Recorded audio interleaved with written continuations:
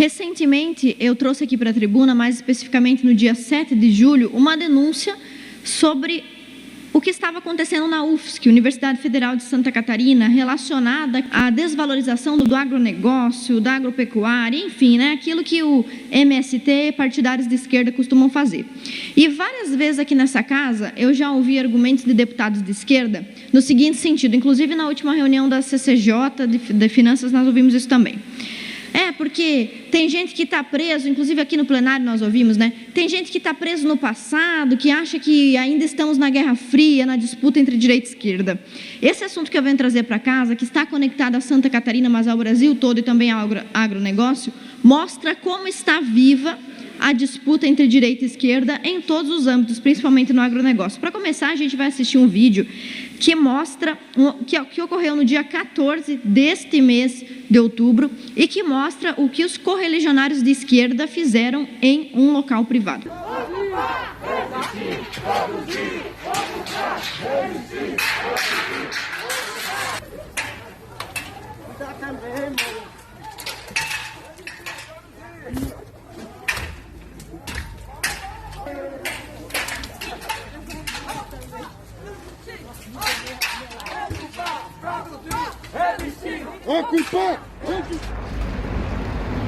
Bem, pessoal, estou chegando aqui na sede da ProSoja. Eu filmei o pessoal saindo. Cheguei aqui nesse momento. Estavam com cortadores de metal, arrombaram a porta. Olha bem o que fizeram aqui. Isso é para vocês terem conhecimento do que se responsabilidade de todos que estão aí. Acabou de quebraram tudo. Agressão direta ao presidente da República.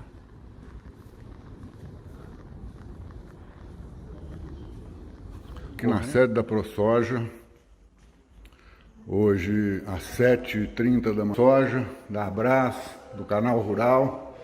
Entraram dentro do prédio, como vocês estão vendo. Fizeram todas as... Agora é muito sério, porque é uma invasão. A pichação é geral, a invasão, não sabemos o que motivou isso, e não há outra questão, porque o ataque é direto ao presidente da República. Então vocês vejam, nós não podemos fazer uma série de situações, não podemos nos defender, porque temos aí grupos dentro do setor judiciário que possivelmente apoiam isso. Bom, esse aí é o efeito prático da ideologia ou da teoria de esquerda. A gente está sempre aqui conversando sobre isso e sempre tem o deputado que vai dizer: acabou a Guerra Fria. Isso daqui é pior que a Guerra Fria, porque a Guerra Fria era com base em ideias. Aqui a gente está vendo a prática da execução das ideias de esquerda. Esse vídeo que os senhores viram é da ProSoja e da Abramilho sendo vandalizados pelo MST e pela Via Campesina. O que isso tem a ver com Santa Catarina? Recentemente, eu vim aqui para esta tribuna para denunciar que uma universidade pública, a Universidade Pública do Estado de Santa Catarina, estava promovendo um curso de extensão cujo objetivo era atacar o agronegócio. Este curso, que acontece aqui em Santa Catarina, comparava a produção agrícola do Estado com a pandemia, como se fossem duas coisas que precisariam ser evitadas ou ser combatidas. Tudo que acontece na prática e na política tem uma raiz cultural. Isso daqui é uma estratégia cultural de esquerda para que estas atividades, como a vandalização da ProSoja e da Abramilho, sejam perpetradas, que aconteçam cada vez mais, com invasões de terra também. Essas ideias que estão somente na teoria, na cabeça de alguns, já são práticas, inclusive de governo. Por exemplo, a Venezuela é parceira, amiga, tem pacto, parceria com o MST, com o objetivo de instalar uma revolução socialista, não só na Venezuela, mas em toda a América Latina. Eu quero mostrar mais alguns exemplos disso na prática em larga escala. Vocês estão vendo algumas imagens. Na Ucrânia, os comunistas, os mesmos da redistribuição de terra, os mesmos do MST, os mesmos de todo esse aparelhamento de esquerda na universidade, os comunistas conseguiram matar na Ucrânia de 7 a 14 milhões de pessoas de fome. A partir de agora eu vou falar somente sobre coisas relacionadas à alimentação e à produção agrícola. Porque tanto alarde? Por que a esquerda tem tanta inimizade com a produção do agronegócio? Na Ucrânia foram quase 14 milhões de pessoas mortas. Na China, Mao matou, na grande fome de Mao, 60 milhões de pessoas. Tem mais imagem aí. No Camboja, o Khmer Vermelho matou 20% da população do país, colocando em práticas ideias de esquerda. A mesma coisa na Venezuela. Hoje, se você digitar no Google, você vai encontrar provas de que a Venezuela tem 95% da população na pobreza. Como é que isso acontece em países tão grandes como a China, ou em países que eram para ser prósperos, como a Venezuela e a Ucrânia? Como isso acontece? Acontece pela via da produção de alimentos. Esta é uma relação íntima que existe entre a pauta de esquerda e o ataque ao agronegócio, e acontece aqui em Santa Catarina também, como os senhores viram naquele curso de extensão. Só para os senhores terem alguns exemplos históricos, durante a Primeira Guerra Mundial, por exemplo, se criou um termo chamado segurança alimentar. Todos os países que estavam se enfrentando durante a Primeira Guerra Mundial, eles tinham consciência de que uma das coisas mais importantes para o fortalecimento de um país era que a sua produção agrícola estivesse assegurada. Ligado a este termo, ligado a isto, se criou mais tarde, e depois foi aparelhado pela esquerda novamente, o termo soberania alimentar.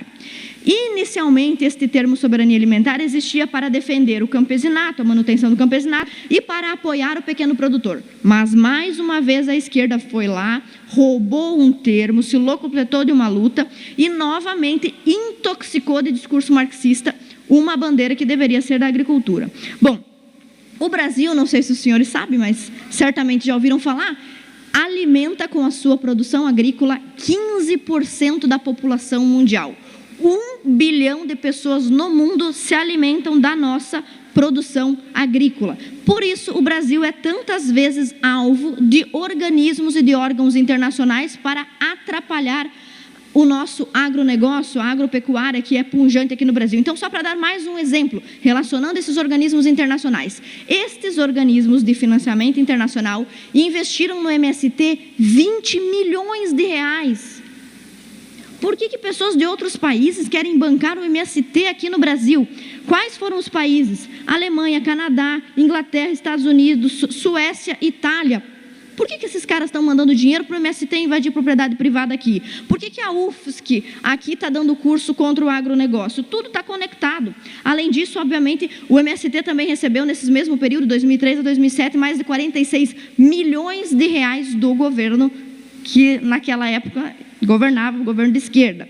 Eu quero mostrar para os senhores um livro que registra tudo isso em nível macro. É um livro que fala sobre o Clube de Roma. Nesse livro aí vocês estão vendo também um mapa que explica como este clube, o Clube de Roma, que é um clube internacional, ele quer desindustrializar os países que ameaçam as grandes potências, como é o caso do Brasil. Quem faz parte do Clube de Roma? Olha como as coisas estão conectadas. Fernando Henrique Cardoso. Fernando Henrique Cardoso, que faz parte do Clube de Roma, que quer, através do alarmismo ambientalista, do alarmismo climático, combater o agronegócio, também faz parte de um outro grupo, de uma outra associação internacional chamada Diálogo Interamericano. Junto com o Fernando Henrique está, ora veja quem? O Lula. O Lula e o Fernando Henrique estão no mesmo programa internacional chamado Diálogo Interamericano.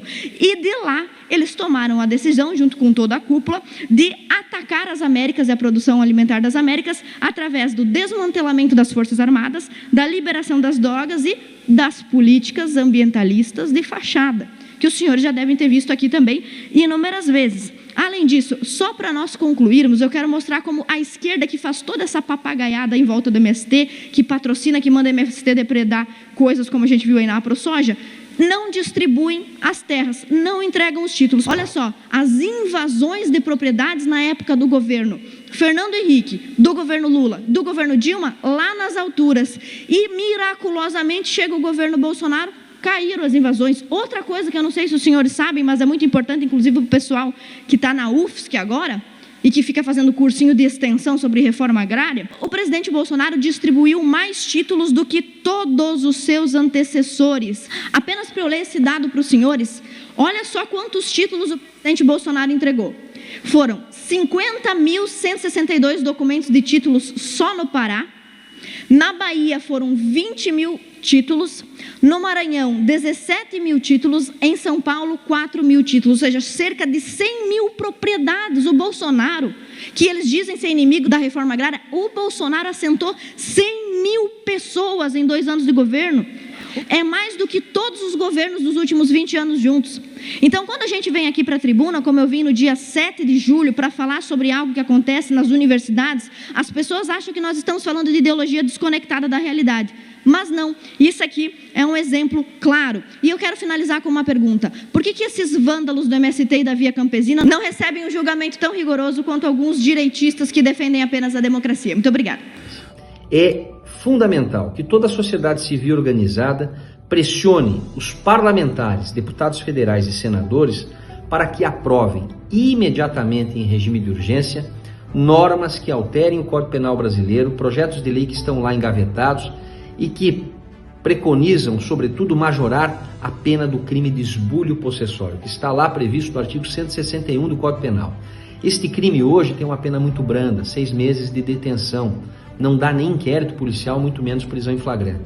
Nós precisamos tornar este crime de ação pública incondicionada, que as penas mínimas sejam de 5 a 8 anos de reclusão e que estes crimes sejam punidos. A esquerda está cansada de fazer esses movimentos e a impunidade graça no nosso país.